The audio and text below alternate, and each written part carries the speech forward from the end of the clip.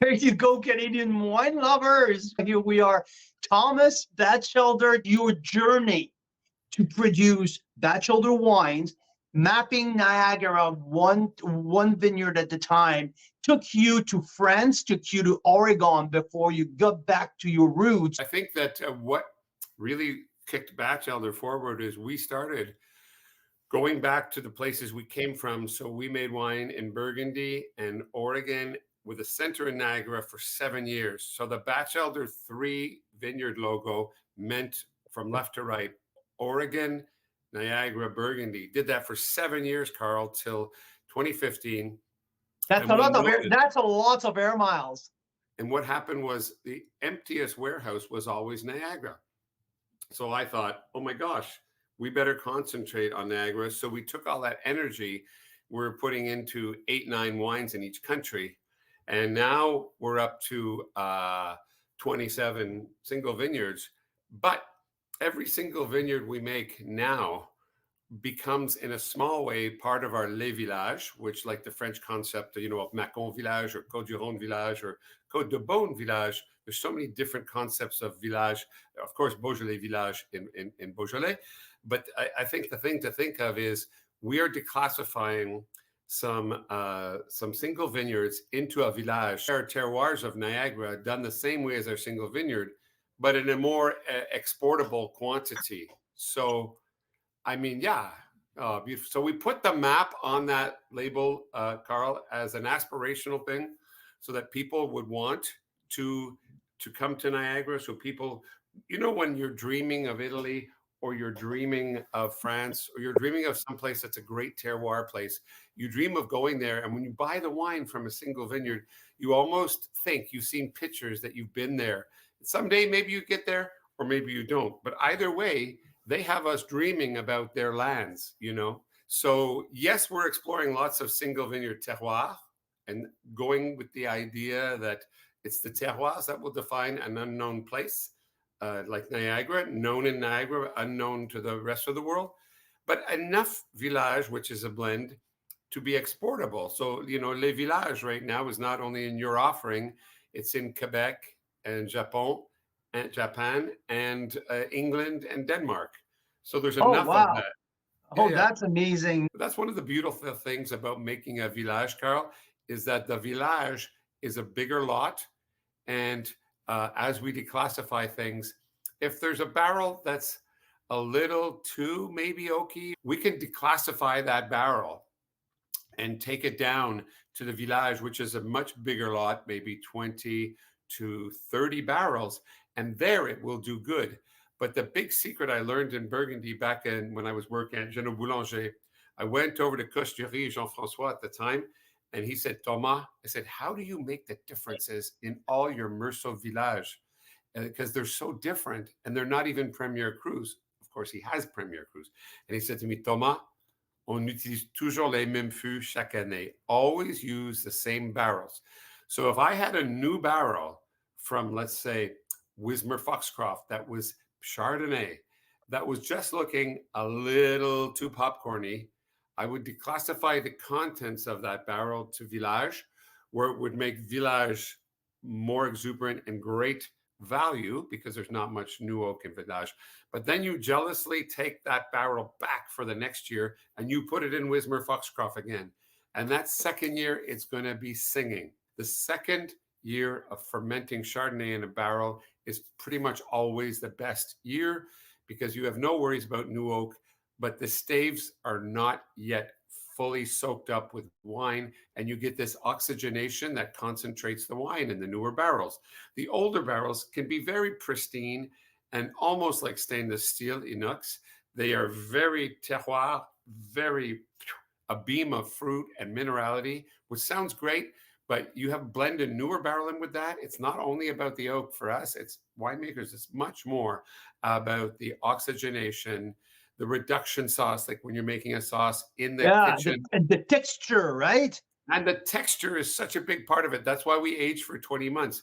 People new to the wine world think we're doing it to get oakier wines. We're doing it to get less oaky wines, more terroir wines. Let the fruit abate a bit and let whatever's Wismer Foxcroft come out of it or whatever vineyard it is. So you're mentioning like you're taking me exactly where I want to go right now. Great, I love it. So you're talking Wismer. I structure this offer this week with you in the sense that I really wanted to highlight your relationship between the Wismer family and Thomas Bachelder, because we often say when we open your book and we study what you do, the word Wismer, the Wismer family comes up very often. We're all trying to kick Niagara into the next phase of terroir revelation so we can get on the world stage.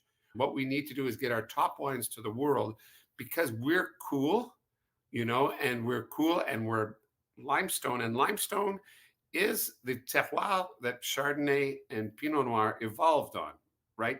And so this is very interesting. The Wismers, for some reason, never wanted a winery. So on one side of the 20-mile bench, Jordan, you have Le Clos Jordan, where I also work, having most of the land, but also Flat Rock. Westcott has a lot of the land. On the Vineland side of the same appellation with 20 Mile Creek in the middle, you have mostly Wismer. Now, Kelly Mason has some vines there. Tawes has some vines there. Featherstone has some vines there. But mostly it's Wismer.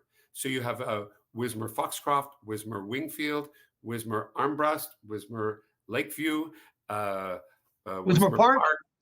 Wismer Park, yeah, and the Wild West End, all these different vineyards. So what you have here is, like I was saying, I love doing Niagara on the Lake and bench, especially in showing the difference with the same technique. Them, with the same farming technique, they're doing all of the Vineland bench.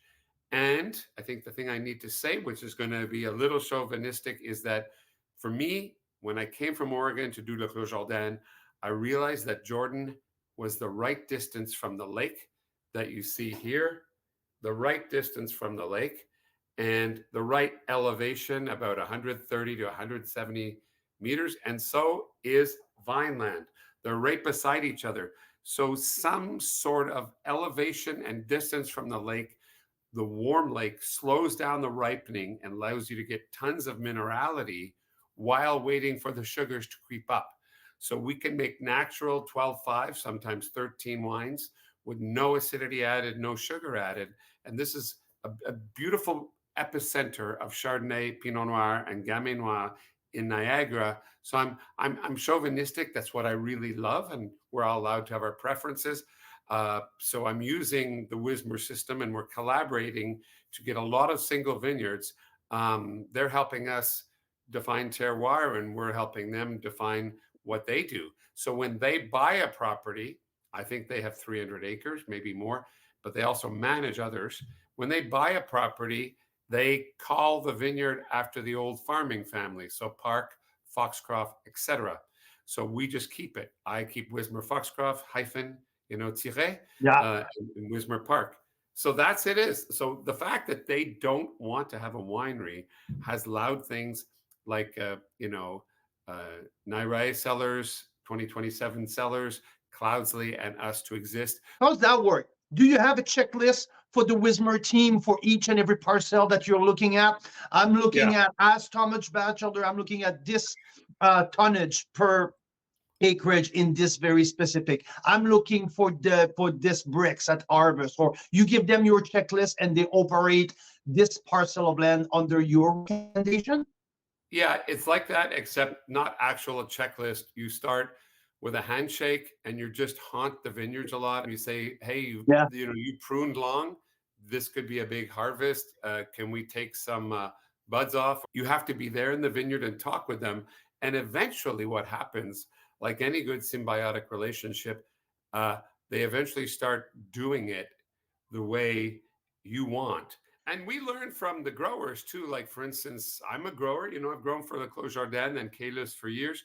But the thing is, sometimes you learn, you're looking at the Chardonnay in, I don't like to say, you can say looking at the Chardonnay. I would maybe say to Craig Wismer, that Chardonnay vineyard's looking heavier. And what do you think about reducing? He'd say, well, maybe we should hang tight because it looks like a sunny summer and it'll be an energy sink on the vine. We have a lot of canopy maybe we can get all this ripe, which means more fruit. Sounds bad, but in a hot year, it can keep elegance. So that's the symbiotic. Sometimes I've said, okay, if you have a strong feeling, and we've been able to make very elegant whites in hotter years like 20 by working with the grower. Neither side can have a recipe. If you say I need 1 ton per acre, you're going to make mango juice in the hot years, man. It's too low a yield. The vine Yeah. has to be in balance. And how that balance is found, Carl, the simplest way to say it is collaboration between the winemaker and the vine grower. I want to add one thing that I've never said to you before. With talking to your folks, one of the most interesting things about working anywhere in the New World is you're often the first winemaker to do a single vineyard from this place. So you're like the original monk, In the Old World, in the New World, you often can see 2 grapes in the same vineyard. So when you make a Wismer Foxcroft, let's say Gamay Noir and a Chardonnay, but you've already isolated the Parcelle Nord in the Foxcroft, you start to look for that characteristic in red, which may seem nearly impossible. But so since 19, I agree with you that 19 might have been the best expression of Foxcroft yet. It had the first one where we started to name it as Low Tide and Sea Spray and La Basse Marée, because it's saline and savoriness is not only salt. That's a saline is something that sometimes scares the public. We're trying to say the sea at low tide has smells of animal life and seaweed and plankton, and you don't even know what you're smelling. Well, the Vineland bench, not the Jordan bench. Like, I think the Vineland bench should be Vineland bench VQA, and the Jordan bench should be Jordan bench VQA, but together they're called 20 Mile bench. The Jordan bench. I had Brian Schmidt that literally lost his mind the other day. I was talking about that, and he's like, "This is not the same thing, Carl. Stop confusing the two. They are drastically different." And I said, "Well, Brian, I'm across the country, and they're under the same sub-appellation, for God's sake. Give me a break here." Vineland is much more savory. Le Clos Jordan, for instance, at the same elevation, Wismer Foxcroft or Wismer Wingfield Chardonnay versus the Grand Clos Chardonnay, it is much more chalky, and that is very grandiose and very noble. But the noble side of Vineland and that Foxcroft that you and I both like is that it has a saline minerality, like when you open an oyster shell and you smell the brine, the liquid in the shell. And so the challenge, I think, because you have a Wismer Foxcroft Gamay too, is to look at that smell of the Foxcroft North on your first course and see if on your second course you can pull out some of that smell in red. This is the next step of terroir, when the terroir does the same thing to 2 different grapes. So I would suggest, without leading people too far down the garden path, that in the Foxcroft Rouge, the Gamay Noir, you will see some iodine notes, some bloody notes, not quite gamey. It's not gamey in that way, but it definitely has a little bit of the steak tartare thing going on. Yeah, the raw meat. That's what I told Mira, and she said, "What do you mean?" I said, "Exactly. When you cut the meat for tartare, that's the smell that I got." Yeah, and that is what displays as low tide sea spray in the Foxcroft Chardonnay. Before I let you go, we're talking about the Lowery Vineyard. I want to talk just a tiny bit. St. David's Bench is almost iconic to me. There's such a small appellation, but there's some grandiose vines in there, and the Lowery Vineyard is so special. Yeah, exactly. Right up there. That's the USA. East of the wine region. One of my 95 points in this very release is the 2021 Eastern Bloc from Lowery. Tell me what is so special, because to me it's one of the lightest color in a Pinot that you can find, but there's a power in that. There's a precision, there's a tension in any Lowery that I have tasted that makes this wine absolutely unique, that I cannot find anywhere else in the country.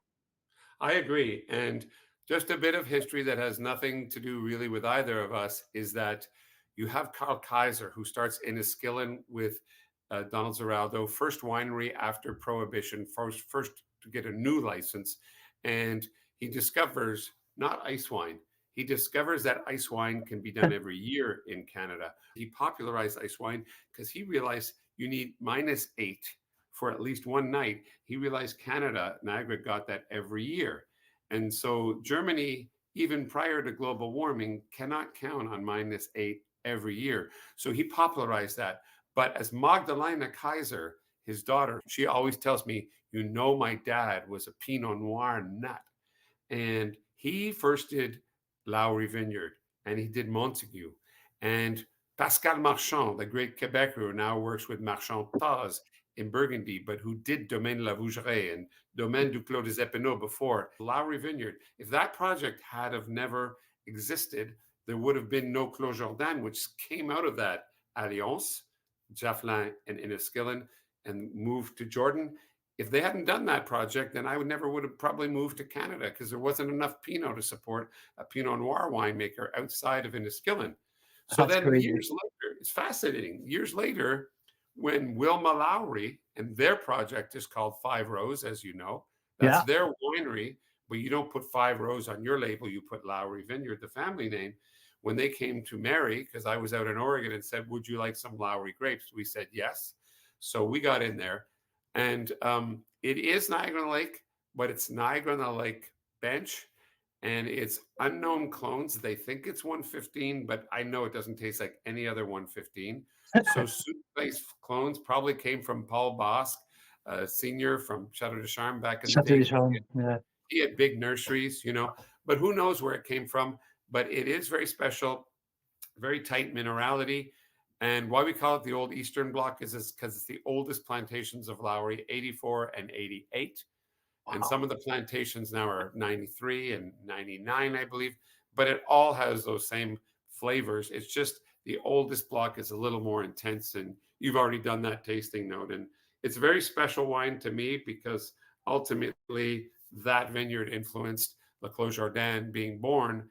Otherwise, I wouldn't have probably come to Niagara with our young girls from Oregon.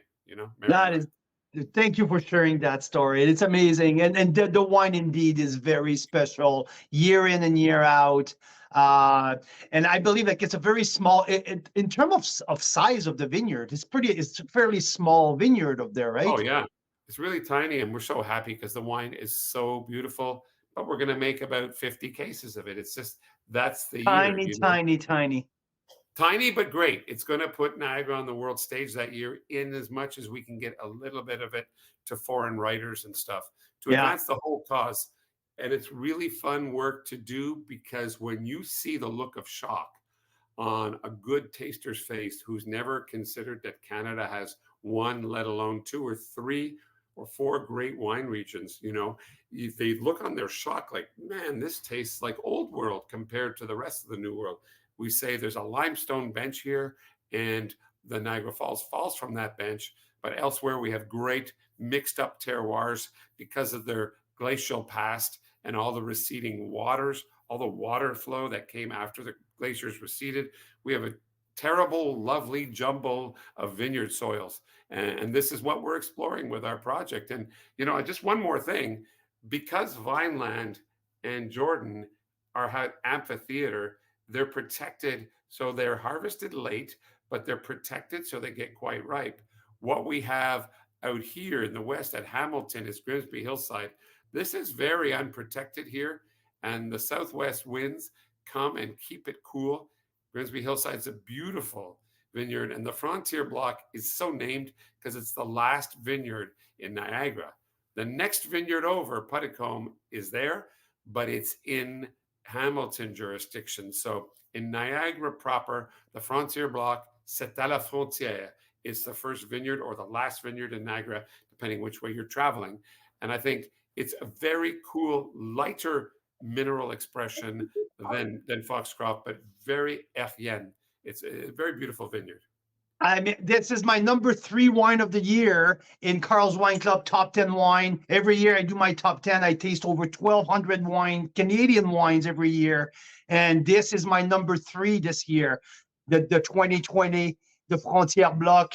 There was a lightness, like a light on its feet, for the 2020 that I was wondering, how did you do that for a 2020 that showcased heavier wine than usual? The Frontier Block had a lightness that I absolutely blew me away, and the complexity and the layer and that salinity who comes back again into that vineyard is completely fantastic. You also have one good thing about Grimsby-Hillside Frontier Block is, again, rising tide floats all ships. Grimsby-Hillside is like the Wismer family. They have a lot of acreage. It's one massive one. It's an old vineyard, used to be called Parkdale Wines in the early 1900s.